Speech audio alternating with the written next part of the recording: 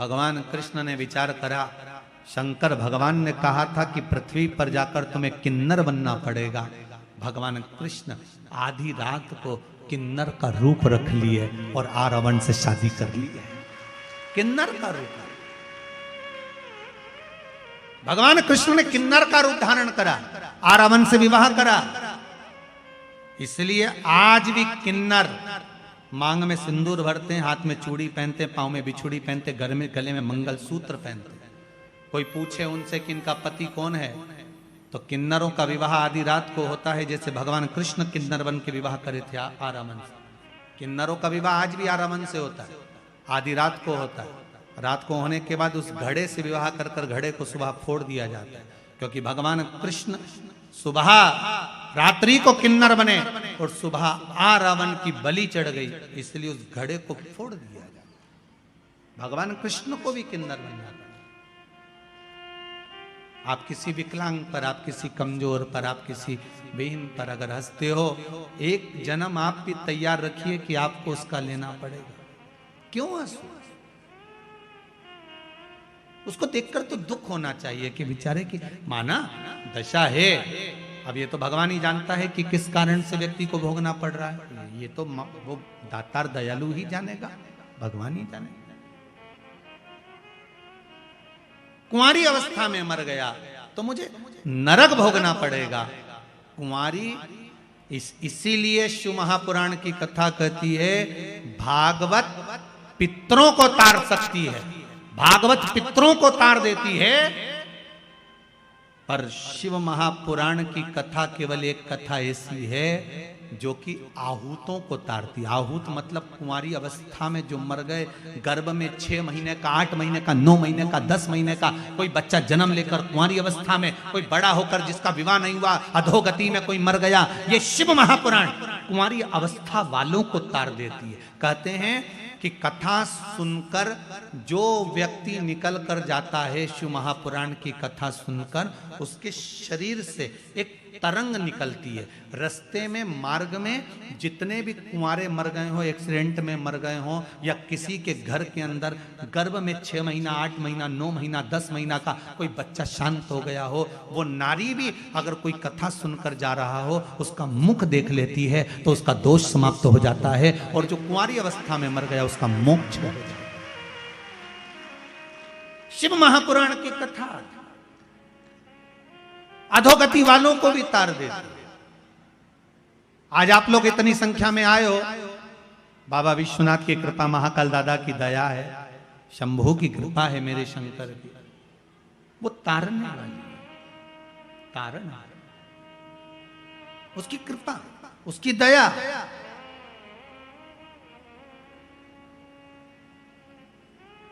और एक बात आपको कहेंगे, आपको तो गौरवान्वित होना चाहिए, माहिल्या की नगरी के हो, यहां से निकल कर जाते हो ना, जितनी दूर तक कदम कदम पढ़ते पढ़ते अपने घर पहुंचते हो ना, शिव महापुराण में ऐसे नहाए हुए होते हो कि घर पर जाकर भी शंकर की ही चर्चा होती है। आप यहां सुनते हो तो परिवार वाले टीवी पर सुनते हो, शिव की ही चर्चा होती है। और कई कई तो ऐसे हैं कि रात्रि को नींद भी नहीं आ रही होगी, सुबह वापस जाना है, कथा में पहुंचना। और इतने बाहर बाहर से लोग आए हुए हैं इंदौर नगर में। इंदौर के लोग तो हैं ही कथा सुनने में, पर बाहर के भी बहुत लोग आए। कितने लोग जरा बाहर से आए, जरा हाथ उठाओ जो बाहर से आए हुए हैं, हाथ हिलाओ जरा जम जम के। बहुत बढ़िया, बहुत लोग हैं आप लोग। रखो रखो रखो रखो रखो, बहुत बहुत कई कई दूर से, बहुत, कहीं मुंबई, कहीं पुणे, कहीं गुजरात, राजस्थान, सब जगह से भगत लोग आए हुए हैं। अब इंदौर के कितने बैठे हो रहे, जरा हाथ उठाओ। अरे बहुत सारे हो, रख लो रख लो रख लो रख लो रख लो, ढेर सारे, रखो रखो। मेरे शंकर को मुझे लेकर आना, मेरा शिव मेरे साथ होना चाहिए, मेरा ओघड़दानी मेरे साथ होना चाहिए। शंभो शरणे पड़ी मांगू दुख दया करी ने दर्शन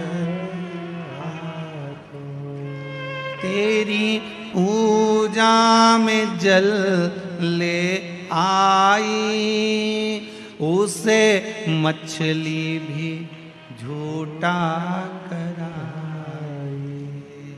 शंभु शरणे पड़ी, सब गई मांगू घड़ी दुख का, दया करी ने दर्शन। माहिल्याबाई चारों तरफ से जब इस मालवा को घेर लिया था, ससुर को मरे हुए मात्र 12 दिन हुए थे। कितने दिन? मात्र 12।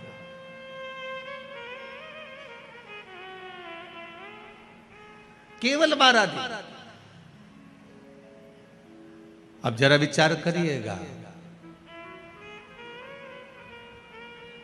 12 दिन मात्र ससुर को मरे हुए और मस्तिष्क पर कितनी चिंता होगी पति के जाने के बाद, जब ससुर चला गया होगा। घर में कोई पुरुष का भाव नहीं था। श्री तुकोजी राव जी को जब बिठाया गया था तो ये दत्तक पुत्र थे, गोदी आए हुए।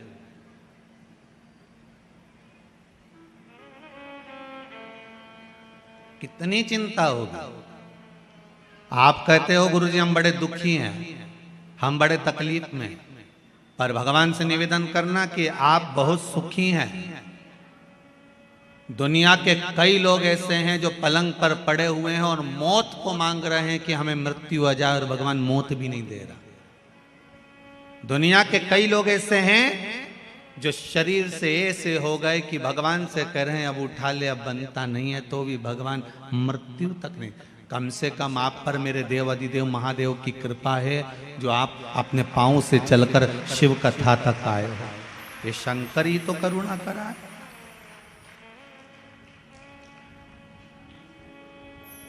शिव की करुणा नहीं तो और क्या है। इतना बड़ा डूम लगाया, वहां तक भर गए, यहां से लेके वहां तक भर गए। यहाँ तैयारी हो रही थी, अब इनके सोचने में पड़ेगा, अब इनको बिठाएं का भी तो बांसी लगा है, वो में ही फंसा पड़ा है। तो ये व्यवस्था है। शिव बुलाया, आपको किसी बुलाया किसी ने नहीं। शंकर सुनाने वाला है। वो तो मेंदोला जी सीहोर पहुंचे और बाबा ने कृपा कर कर कथा दी है। शंकर ही लेने गए थे शंकर की कथा को, इसलिए हो रही है, बाबा करा रहा है। पर आपका प्रेम शिव के प्रति, समर्पण शंकर के प्रति। अकेली पड़ गई मां हिल्या। विद्वान ब्राह्मणों को बुलवाया माता हिल्या ने, और विद्वान ब्राह्मणों को बुलाकर माता हिल्या ने एक प्रश्न किया है विद्वान ब्राह्मणों के सामने कि ब्राह्मण देवता, मैं आपके चरणों को नमन करती हूं, आज मेरे ससुर का 12वां दिन है।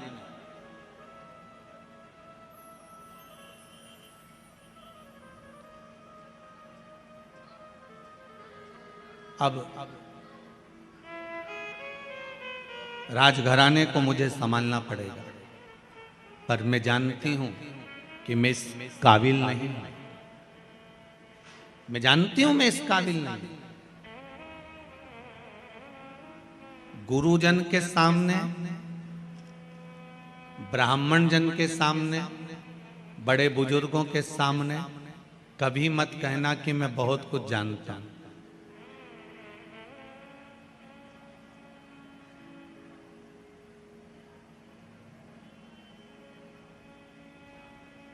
कभी मत कहना।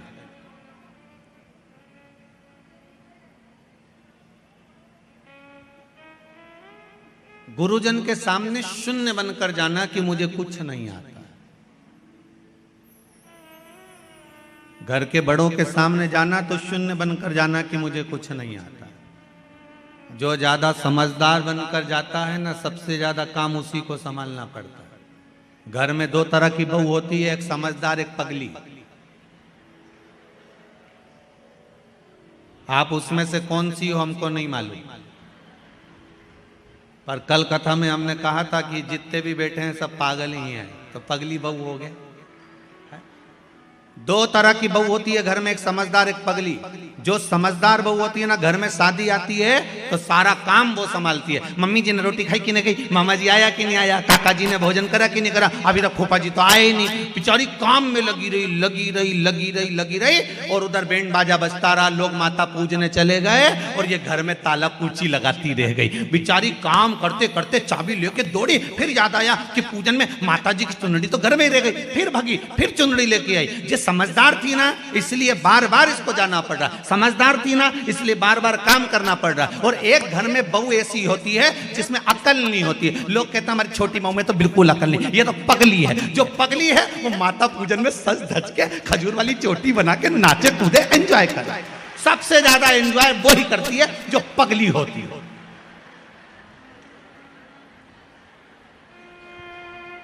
अब तुम कौन सी हो?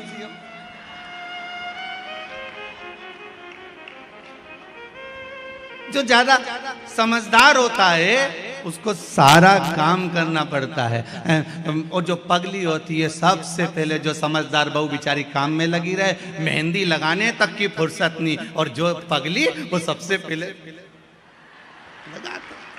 अच्छा वो मेहंदी वाली भी क्या यहीं तक लगा दूं जीजी?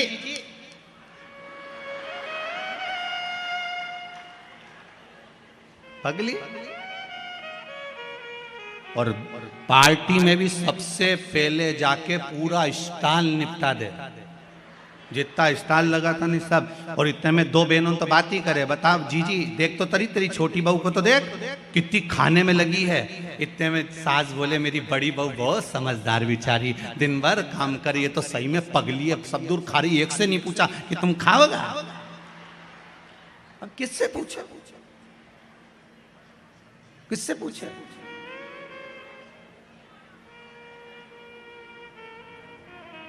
श्रीमद् भागवत कथा में लिखा है जड़ भरत का चरित्र। ऋषभ देव जी महाराज के यहाँ भरत हुए, और भरत जी के जब प्राण छूट गए फिर नाम हिरण की योनि मिली, हिरण की योनि से छूटे फिर मनुष्य की योनि मिली। श्रीमद् भागवत कहती है मनुष्य की योनि मिलने के बाद में उनका नाम पड़ गया भरत। एक बार बड़े भाई ने कहा जा खेत पे से चिड़िया उड़ाना। चिड़िया उड़ाने गया, मन में आ गया राम जी का खेत, राम जी की चिड़ैया कौन उड़ाए? तो बड़े भाई ने लात मारकर भगा दिया। ये तो पगला है, ये तो पागल है, मूर्ख है, और उसी का नाम कह दिया ये जड़ भरत। नाम पड़ गया जड़ भरत। जड़ मतलब पागल, पागल मतलब प्रमोशन, समझदारी मतलब डिमोशन। ये समझदार, ये पगला। घर के लोगों ने कह दिया ये पागल, और भरत जी महाराज पागल बनकर भगवान की भक्ति में लग गए। लोगों ने मीराबाई को पागल कहा, मीरा भई रे बावरी, बावरी मतलब पागल। लोगों ने संत तुकाराम जी को पागल कहा, संत तुकाराम।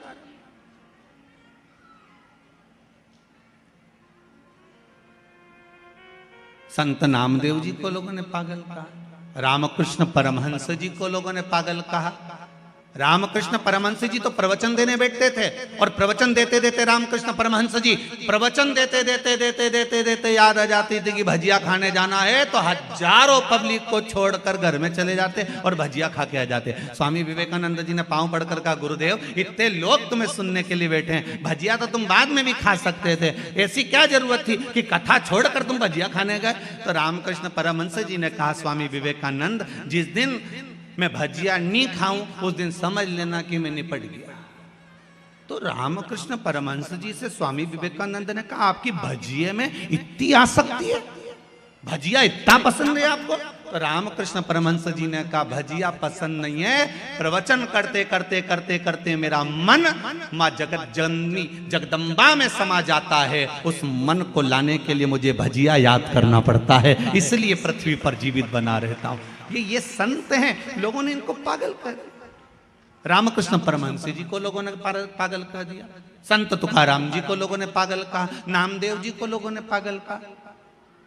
नामदेव जी के घर में लग गई आग, नामदेव जी ने दूसरा भी दरवाजा खोल दिया, अग्नि देवता से कहा इसमें भी घुस जाओ, जा आग लगा दो, कुर्सी रखी है इसमें भी जला दो। गांव के लोग तो पानी डाल रहे और नामदेव जी आग लगा रहे।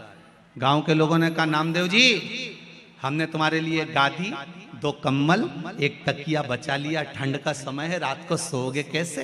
नामदेव जी ने कहा कहाँ है? तो क्या ये रिया? गांव के लोगों से लेके नामदेव जी ने कहा लो अग्नि देवता तुम ही सो लो, और अग्नि देवता को दे दिया वो कम्बल गद्दा भी। गांव के लोगों ने कहा तो पगला है, बताओ इसके लिए बचा के रखा था, इसने और आग लगा दिया। गांव के सरपंच ने कहा आज रात्रि को नामदेव को कोई कम्बल मत देना, कोई गादी मत देना, इसको ठंड में कांपने दो, पड़े रहने दो इसको। नामदेव जी महाराज रात को आम के पेड़ के नीचे ठंड में कुकड़ के पड़े हुए थे।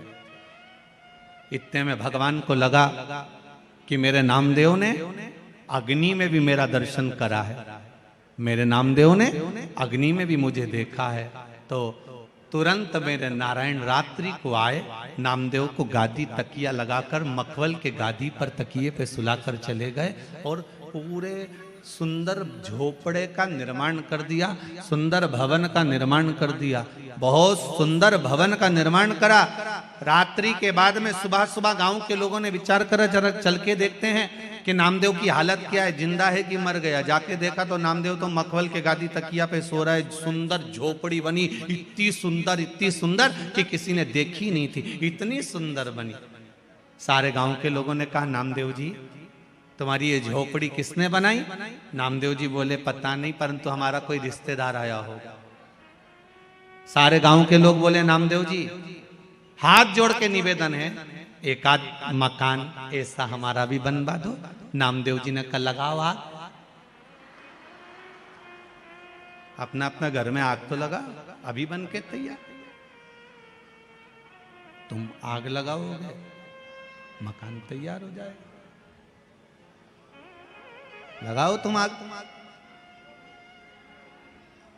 पागल का, संतों को पागल का, भगवंतों को पागल का, भक्तों को पागल का।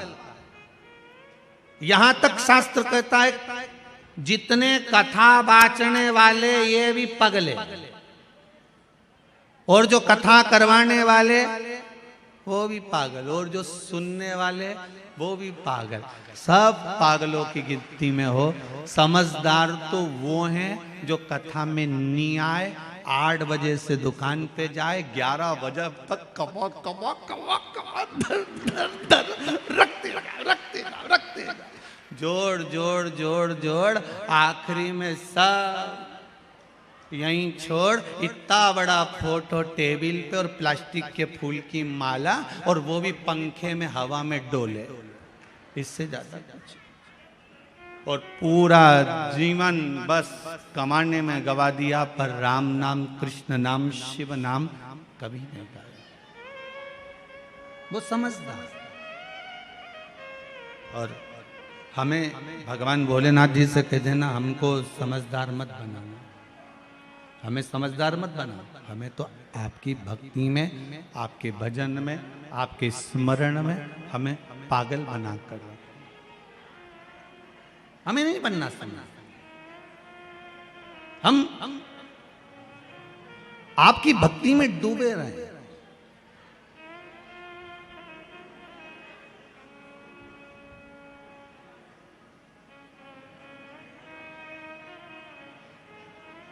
गूगल पर, मोबाइल पर, गूगल पर रास्ता ढूंढा जा सकता है।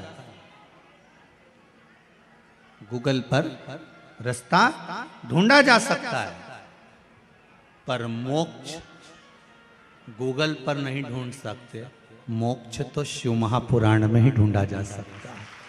केवल ये मोक्ष शिव महापुराण में ही ढूंढा जा सकता है।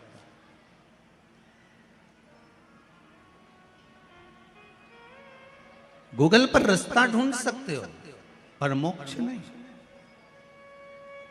मोक्ष शिव महापुराण में ही ढूंढ सकते हो, मोक्ष शंकर की कथा में ही ढूंढ सकते हो।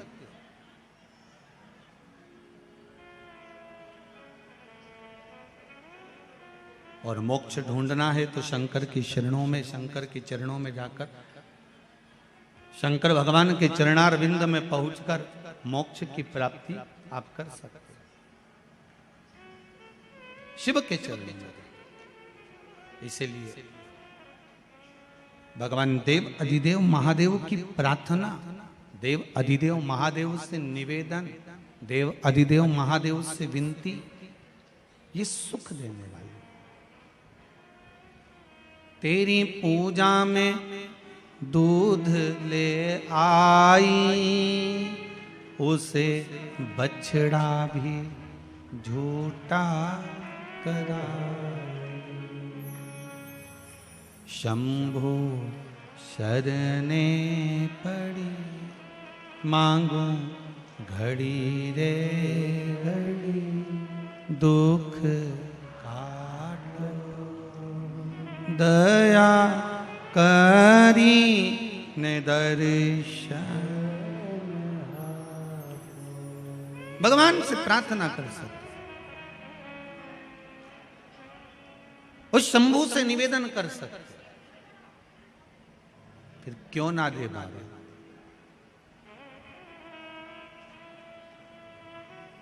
क्यों ना कृपा करे मेरा शंभू, क्यों ना दया करे मेरा उघड़दानी। एक माता जी ने बड़ा सुंदर भाव लिखा है।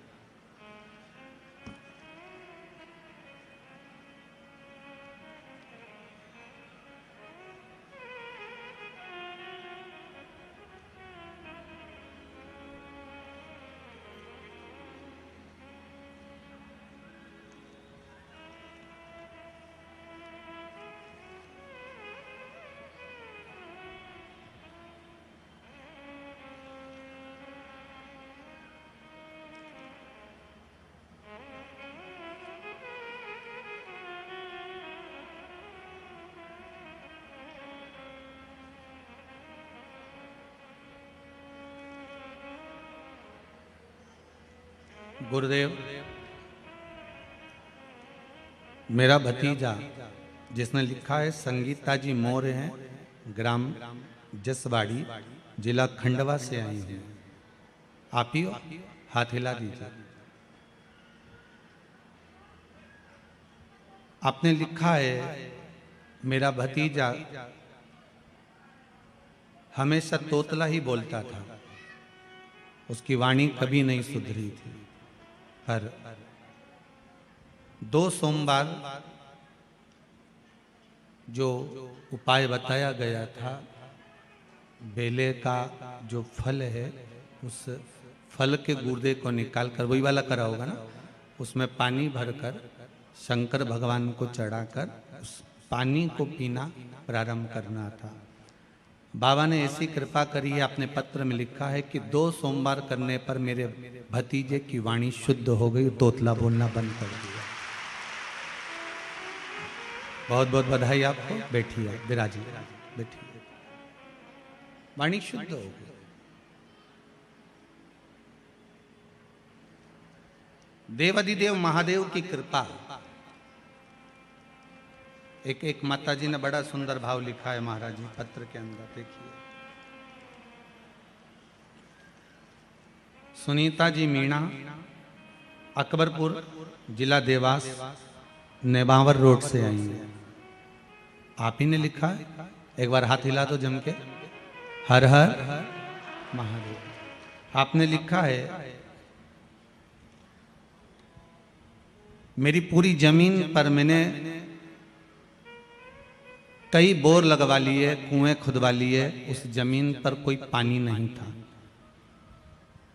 पर बाबा की कृपा ऐसी रही, केवल कुंदकेश्वर महादेव का नाम लेकर और जो उपाय आपने बताया था इस व्यासपीठ से, वो कर कर बोर लगवाया, इतना पानी निकल गया कि मशीन भी अंदर जा नहीं पा रही थी। बाबा की कृपा। हर हर महादेव। विराजी विराजी, बैठिए, बाबा की कृपा बनी रहे। शिव कृपा। जितने पढ़े हैं यहाँ रखे हैं, जो नहीं पढ़े हैं यहाँ रखे हैं, दोनों पत्र यहीं मिलेंगे, बाद में उठाकर आप पढ़ लेना, ठीक है। देवाधिदेव महादेव, आप जितना भाव रखकर, विश्वास रखकर, श्रद्धा रखकर भगवान की भक्ति करोगे, ये विश्वास मानिए कि आपको डोलना नहीं पड़ेगा, कहीं जाकर बोलना नहीं पड़ेगा। आप उसके चरणों में जाकर बस निवेदन करो, एक बार उसके पास जाकर उससे बोलो, तेरी सेवा में फूल ले आई, उसे भंवरा भी झूठा कराई।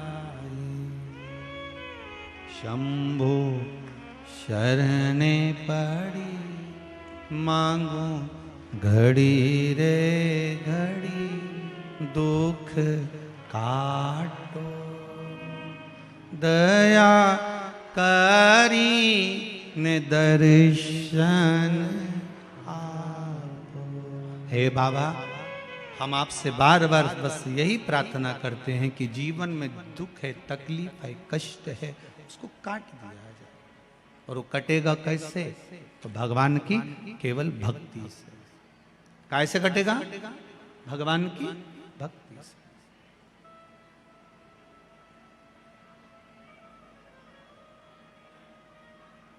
दुनिया के लोग जरा सी बात से आपको छोड़ देते हैं।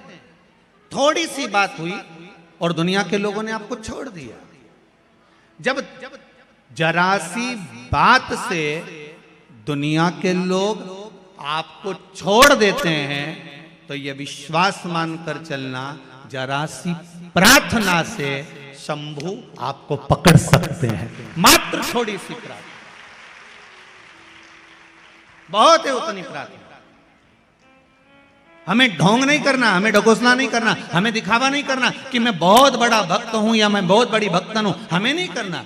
आग लगे बस्ती में अपन रहो मस्ती में, अपन तो एक लोटा पानी उठाया, शिव जी को चढ़ाया। हाँ, अगर घर से पानी लेकर जा रहे हो तो उससे बढ़कर कोई सुख नहीं है। मंदिर का अगर पानी ले रहे हो, एक लोटा पानी अगर मंदिर का लिया है तो पहले 1 रुपया आपको उस गुल्लक में, उस दान पेटी में डालना है। कि इस दान पेटी में इसलिए क्योंकि लोटे का किराया, पानी का किराया, ये सब देना पड़ेगा, तब जाकर उस पानी की महत्वता होगी, नहीं तो पानी की कोई महत्वता नहीं है। अपने पास का चढ़ाओ, अपने जल को आप आनंद में लेकर जाओ।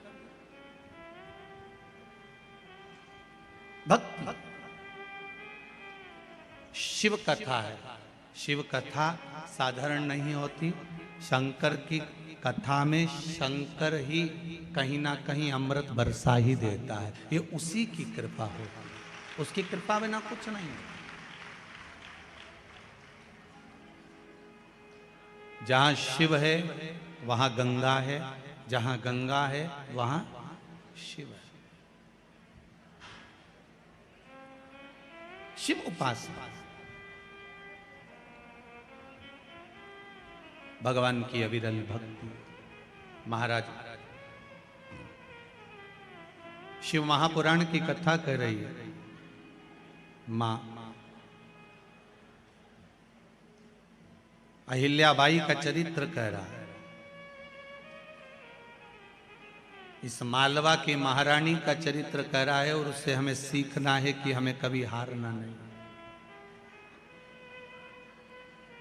जैसे बिंदु प्रेत योनि में पड़ गया था और चंचुला देवी हारी नहीं, मां जगत जननी से प्रार्थना कर कर शिव जी की भक्ति में लग गई और शिव महापुराण की कथा करवा ली। शंकर की कथा बाचने वाले तुमरुका जी को बुला लिया। तुमरुका जी ने जब कथा कहना प्रारंभ करी तो उसमें तुमरुका जी ने विश्वास की कथा करी। विश्वास की कथा,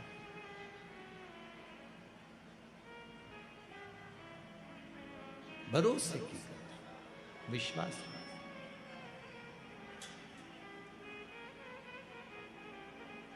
और वो विश्वास तुमरुका जी ने जगाया चंचुला देवी के हृदय में।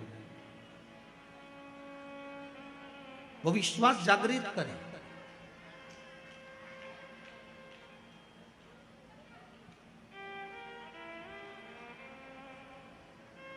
एक बात बहुत अच्छे से ध्यान करना, अभी जब कथा चालू नहीं हुई थी 2 दिन पहले तक इंदौर का माहौल बहुत गर्म था। सूरज की किरणें बड़ी तपा रही थी, गर्मी भी भरपूर थी। पर बाबा की जब कथा चालू हुई है कल से, आपको ऐसा महसूस होगा जैसे कैलाश धाम में बैठकर कथा श्रवण कर रहे हैं।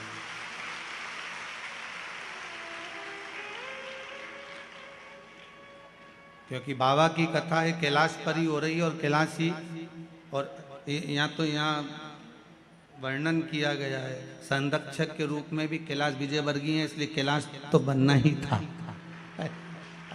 तो बाबा की कृपा, अभी तो कुछ हुआ नहीं, अब थोड़ी देर बाद हो सकता है बाबा कृपा कर दे, 2-4 बूंद गंगा जी की भी टपका दे, तो कोई भरोसा नहीं हो।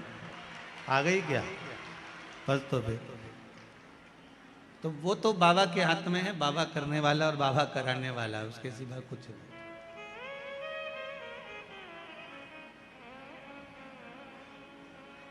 तेरे डमरू की धुन सुन के मैं काशी नगरी आई हूँ। तेरे डमरू की धुन सुन के मैं काशी नगरी आओ सगाइए। तेरे धुन सुन के मैं काशी नगरी आई हूँ। तेरे डमरू की धुन सुन के मैं काशी नगरी आई हूँ। मैं काशी नगरी आई हूँ। मैं काशी नगरी आई हूँ। मैं काशी सब गाइए आई हूँ। मैं काशी नगरी आई हूँ। मैं काशी नगरी आई हूँ। मैं काशी नगरी मैं काशी नगरी आई हूँ। मैं काशी नगरी आई हूँ। मेरे भोले हो बम बोले, मैं काशी नगरी आई हूँ। मेरे भोले हो बम बोले, मैं काशी नगरी आई हूँ। जय हो।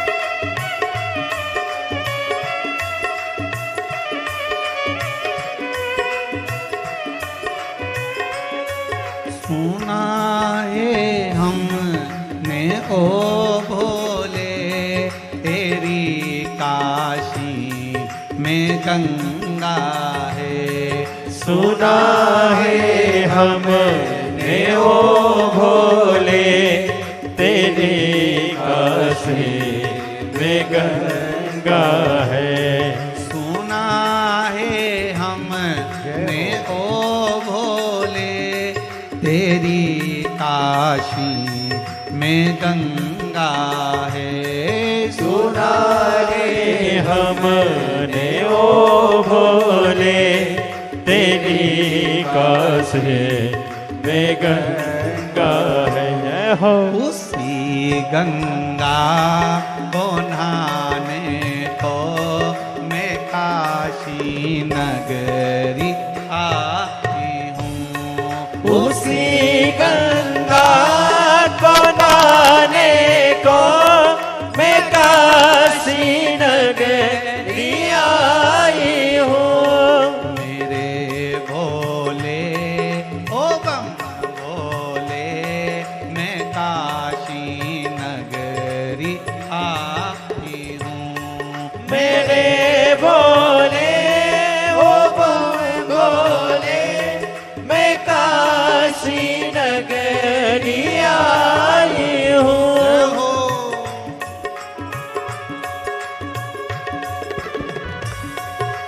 हो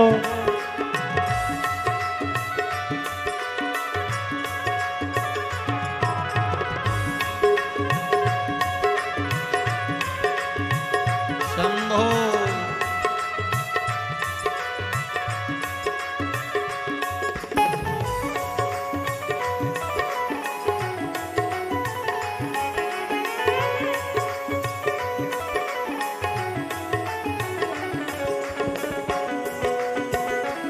हो